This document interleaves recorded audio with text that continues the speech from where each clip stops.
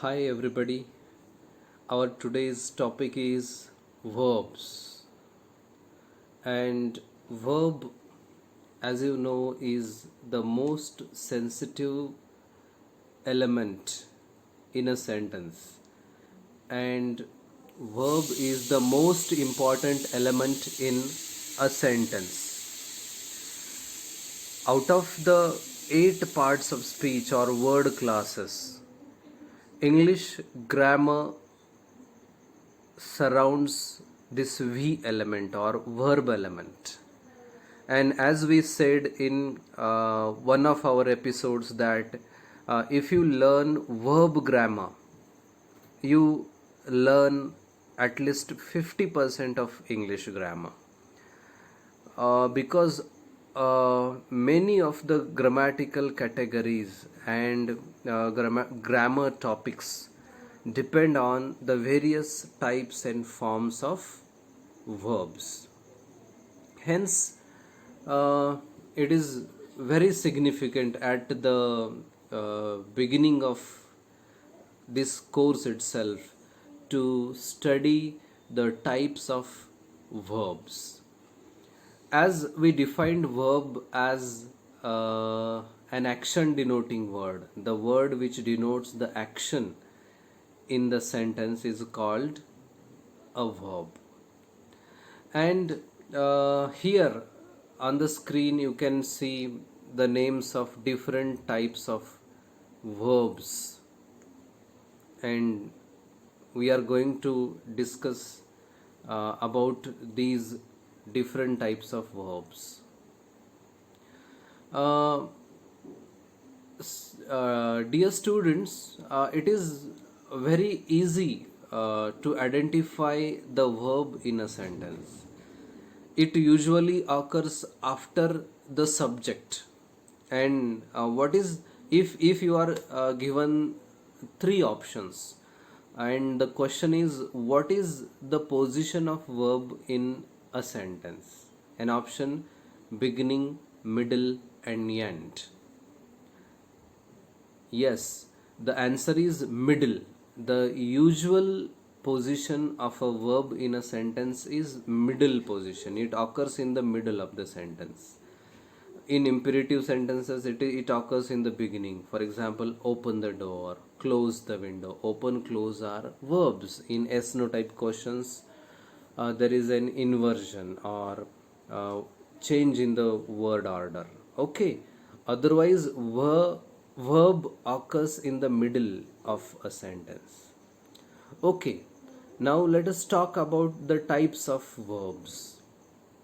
The first two types here: regular verb and irregular verb. Okay.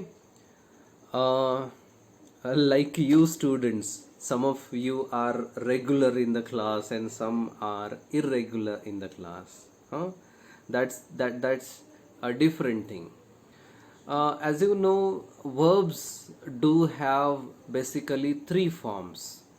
We call them base form, past form, and past participle. And the first pair here, regular verb and irregular verb, depends on the type of these three forms these verbs have. First, regular verb. Regular verb, for example, here play. Play is a regular verb. And regular verb is a verb which has its second and third form same. That is, the past form and past participle form of the verb is same. For example, play, played, played. Play, played. Play, played, played. Here, past form and the past participle form of the verb play is same, hence it is regular verb. Now, make, made, made. This is also regular verb. There is no ed here, but second and third form is same here. But if you take the example of another verb, For irregular, then in case of irregular verbs, the second and third forms are different, which means past form and past participle are different. We can take another example. No? Take itself. See, T-A-K-E, take is an example of irregular verb.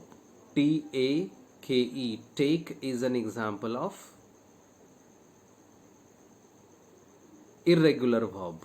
Take, took, taken. Here, took and taken are different forms. Hence, take is an example of irregular verb. Okay. Then linking verb. Linking verb, there is a technical word for linking verb, and that technical word is copular verb, or C-O-U-P-U-L-A-R,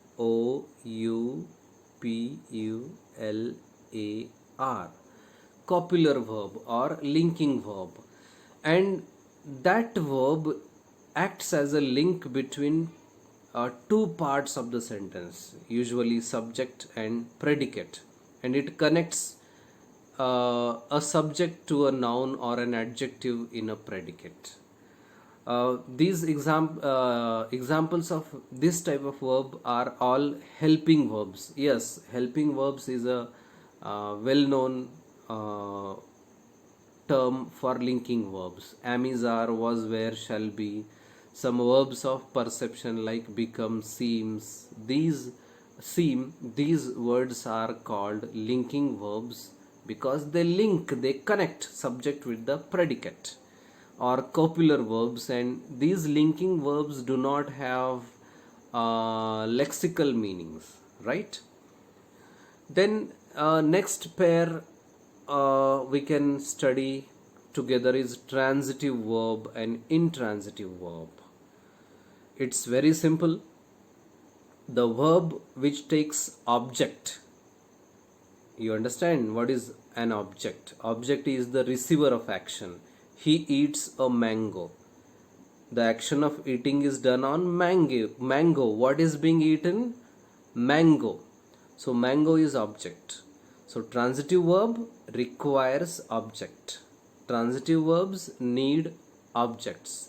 The verb which takes object is called transitive verb, and the verb which does not take object is called as an intransitive verb.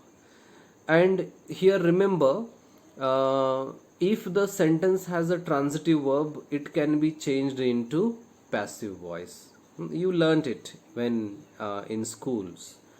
And if the sentence has intransitive verb, then that sentence cannot be changed into passive voice.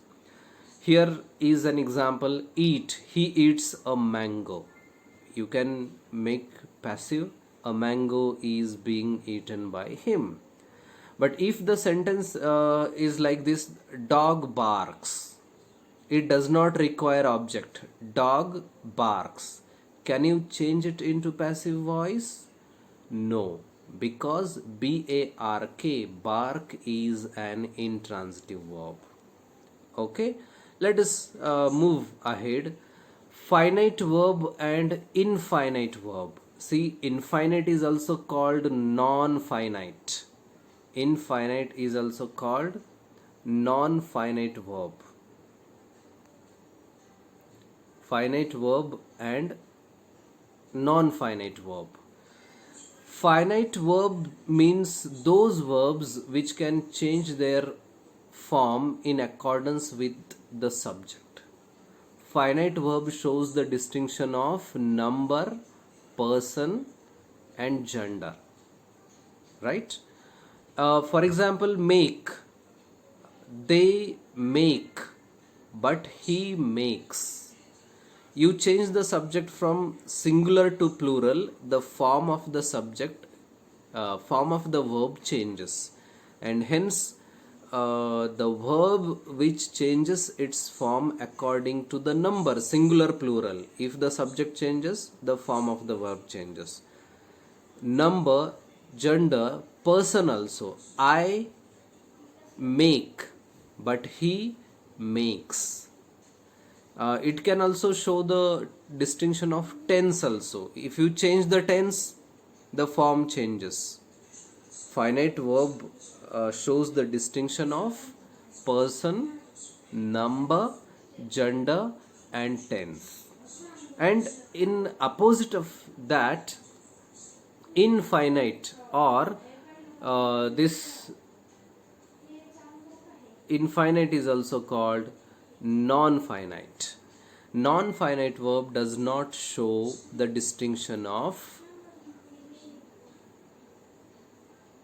tense, person, or number. See, I like to sing, he likes to sing, they like to sing.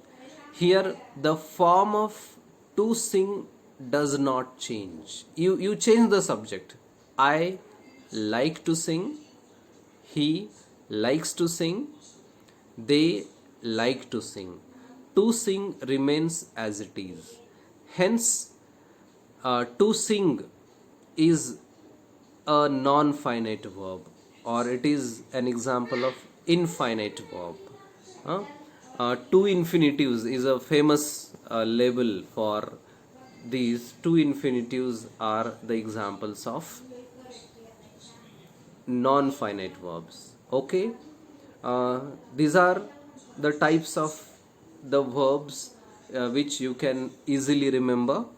Regular verb, in summary we can say regular verb has the second and third form same. Irregular verb does not have the second and third form same. Linking verb is helping verb. It links the subject part with the predicate, for example amizar, etc. Transitive verb requires object.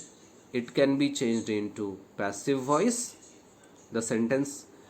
Intransitive verb does not need an object and it cannot be changed into passive. Finite verb, next pair is finite and non-finite verb. Finite verb shows the distinction of person, number, and gender. If you change the subject, the form of the verb changes. And last one is non-finite verb, which does not show the distinction of person, number, and gender. That's it. Thank you very much.